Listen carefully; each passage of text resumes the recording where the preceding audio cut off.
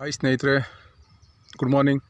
ನಾನಿವತ್ತು ಮಂಡ್ಯ ತಾಲೂಕು ಇಂಡ್ವಾಳ ಗ್ರಾಮ ರಾಜೇಶ್ರವರ ಜಮೀನಿಗೆ ಬಂದಿದ್ದೀನಿ. 1 ಎಕರೆ 300 ಗಿಡ ಕೊಟ್ಟಿದ್ವಿ ಇವ್ರಿಗೆ. ಕಡಲೆಕಾಯಿನೂ ಏನೋ ಮಿಶ್ರ ಬೆಳೆ ಮಾಡಿದ್ದಾರೆ ಹಲಸು ಜೊತೆಗೆ. ಹೊರಗಡೆಯಿಂದ ಗೇಟ್ ಬೀಗ ಹಾಕ್ಬಿಟ್ಟಿದ್ದಾರೆ.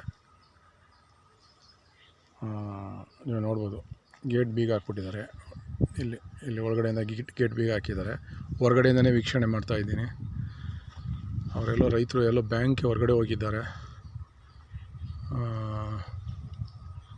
ಇದಕ್ಕೂ ಕೂಡ 3 ಮಂತ್ಸ್ ಆಗಿದೆ. ಗಿಡ ಎಲ್ಲ ಹೆಲ್ತಿಯಾಗಿ ಕಾಣ್ತಾ ಇದೆ. ಒಳಗಡೆ ಹೋಗೋಕ್ಕೆ ಅವಕಾಶ ಇಲ್ಲ ನೋಡಿ. ಅಲ್ಲೆಲ್ಲ ಕಾಂಪೌಂಡ್ ಪಕ್ಕ ಅಲ್ಲೆಲ್ಲ ಚೆನ್ನಾಗಿದೆ ಗಿಡ.